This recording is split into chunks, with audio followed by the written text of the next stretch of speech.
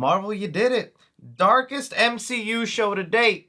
You're out here killing goldfish! One Finn Phillip didn't even stand a chance. He better be found by the end of the season. Hello Marvel fans, thanks so much for clicking on this video. My name is Chris. Moonlight has finally premiered on Disney Plus with their first episode titled The Goldfish Problem. And already people are super intrigued with the Moonlight character, and I don't blame them because this has to be one of the best first episodes of an MCU series. Hopefully people like the rest of the series as it goes on. So what I'm going to do here for you guys is not only giving you my spoiler review of episode 1 of Moon Knight, I'm also going to be recapping things, giving you my reaction, pointing out little Easter eggs here and there that you might have missed to the larger universe. But I'm going to need you guys to give me your opinions down below as well. What did you think of episode 1 of Moon Knight? What are your theories? Who could be Mephisto? Is it Goldfish Phillip? Alright, so episode 1 of Moon Knight opens up a little dark here with Ethan Hawke's character, Harrow, who's performing some sort of pain ritual to be able to keep the powers he has later on in this episode. This really took me aback as we have just not seen anything like this from a Disney Plus MCU show, but the imagery we have going on here is important for later on. We do see he has a cane with 2 crocodile heads on the side of them, along with a tattoo of balanced scales, all of this leading to the main antagonist of the series, Ammit, that is in the Marvel Comics, also based off actual Egyptian gods, known as the Eater of the Dead, who judges you by your sins, both past and future. From there, we're given the great MCU logo, and we're brought to Stephen Grant, played by Oscar Isaac. As Oscar Isaac is getting up here, we get an idea of his nightly and morning routine with strapping himself to the bed, being surrounded by sand so that he can see if anyone has taken a footstep out of his bed, as well as removing the tape off the door that was supposed to let him know if anyone had come in and out. But the reason the Stephen Grant identity does this to himself is because he believes he has a sleeping disorder that causes him to wake up in the middle of the night and potentially harm himself, which is a real disease that exists in our real life. But as we later come to find out, it's just because he has other identities living inside of him that have lives of their own. Once Stephen Grant is finished with his morning routines of getting all ready, we see him answer the phone and talk to his mother, who's also been sending him postcards. And I think this will be one of the mysteries of the show, where we come to find out that maybe his parents are no longer alive, particularly his mother, as every time he talks on the phone with her, it's usually just for a voicemail. Also pay attention to the way he says goodbye. I'll try again tomorrow. Laters, gators.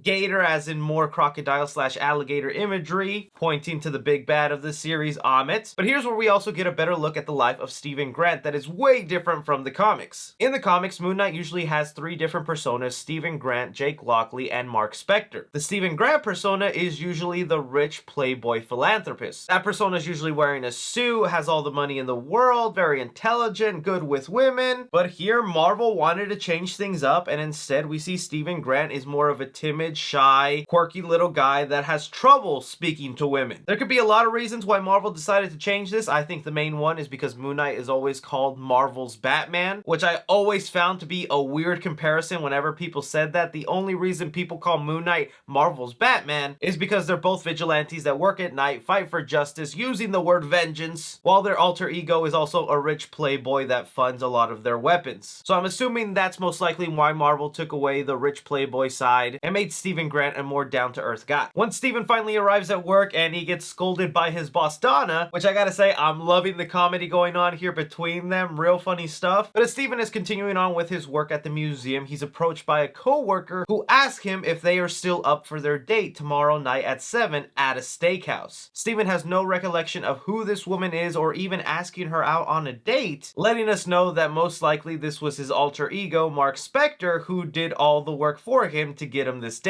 Especially since we find out that this date is supposed to be at a steakhouse and the Stephen Grant persona is a vegan, which would definitely be out of his character to go ahead and ask a woman out. That also should let us know that Mark Spector is aware of the Stephen Grant persona and is willing to live out his life, since it seems like he's taking shifts at the museum as well, while Stephen Grant is unaware of these other personalities and thinks he just has a sleeping disorder. As we go into the back room of the museum where Stephen is doing more work with his boss Donna, we see him stumble upon a big poster of the Inyid. This is of course some foreshadowing that the show is doing, talking about these group of Egyptian gods that he'll soon find out that he's more connected to than he knows. He specifically mentions that the poster has made an error as there's only 7 gods on there and there's actually 9 of them. And again, if you notice in this scene, you get more crocodile alligator imagery pointing to the Mephisto of the series, Ammit. But we see Stephen's shift come to an end as he goes outside talking to a person dressed as a gold statue, really letting us know how alone he is and has no one else to talk to because because it seems like he does this on a daily basis, just pouring out his life to this guy. And this is where I'm kind of like okay with the changes they've made to the Stephen Grant character from the comics to the show. I feel this makes Stephen a lot more likable character, more relatable. You really sympathize with him and start to feel bad for the life he has because he just seems like the sweetest guy. As a side note, the person pretending to be the gold statue could be the character Crawley from the comics, who's usually a homeless person that gave Moon Knight a lot of information about street level crimes that helped him stay informed. With Stephen telling him his life story almost on the daily, I wouldn't be surprised if Crawley is relaying this information later on to Mark Spector so he can be caught up with Stephen's life. Once Stephen finally gets home, it's time for him to start his nightly routine of staying awake, where you see him playing an app so that he doesn't fall asleep, using this time to not only play with Rubik's Cubes but puzzles, and also do some reading where he just continuously feeds his mind with information. But as all this is going on, out of nowhere we cut to Stephen waking up in the middle of nowhere out in a field with his jaw dislocated. Stephen is then pursued by a couple of men, confused as ever, not really knowing what's going on. This is the stuff in Moon Knight that I really like to see, because me, as someone who has seen 4 episodes of this show, there will be other episodes where we're watching it from other personalities, and right now episode 1 was all about Stephen Grant. So I really like the way the show is handling the change in personalities, and we're only given one perspective as not to really confuse us yet. Stephen eventually finds himself in a town being surrounded by a bunch of worshippers for Ethan Hawke's character, Harrow. This is then where we get to see more of his powers that Amit has granted him of being able to tip the balance of scales, knowing if you've committed a past sin or will commit one in the future. And sadly, if your scales do not balance, you die right there on the spot. It isn't long before Harrow spots Stephen Grant in the crowd, knowing that he's definitely not one of his worshippers,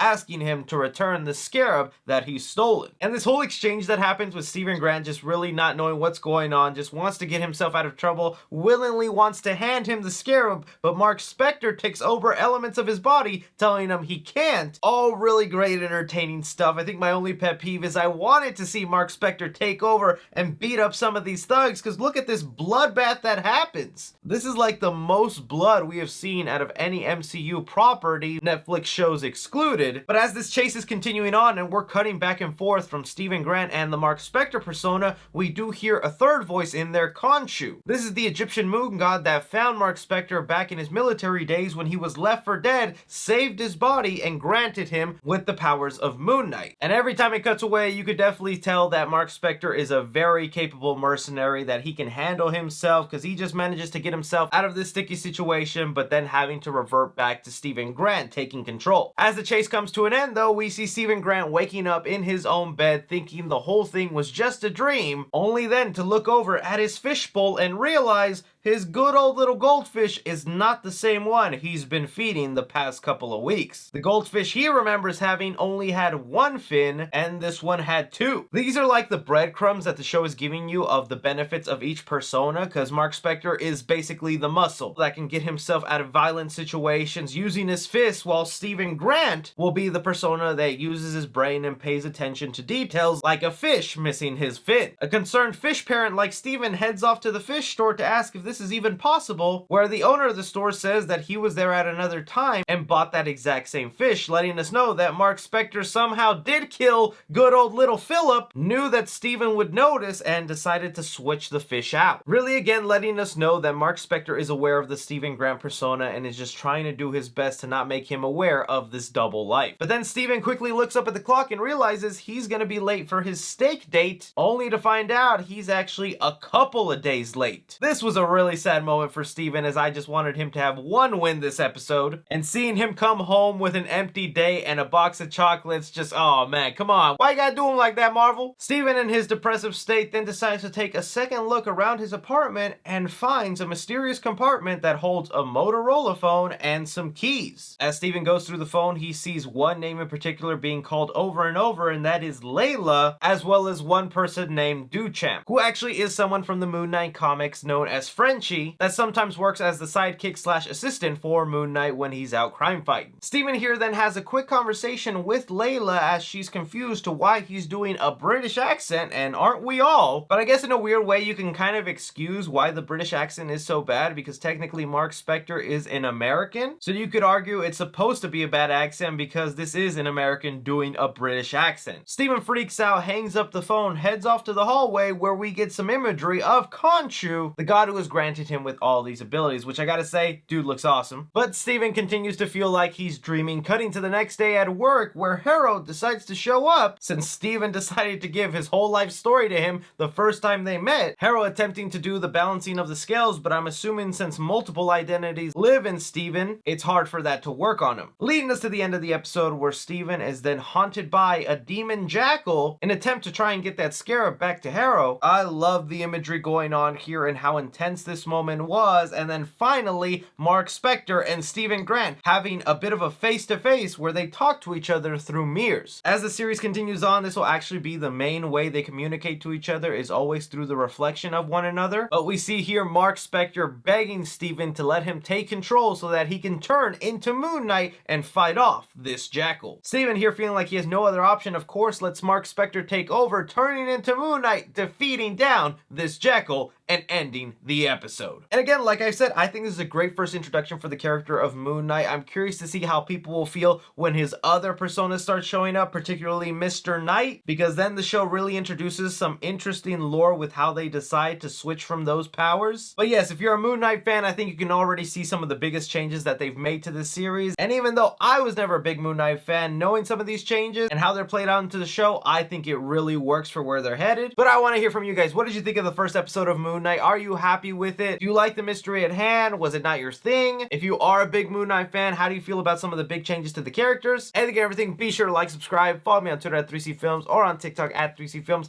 But as always, I'm Chris. Take care.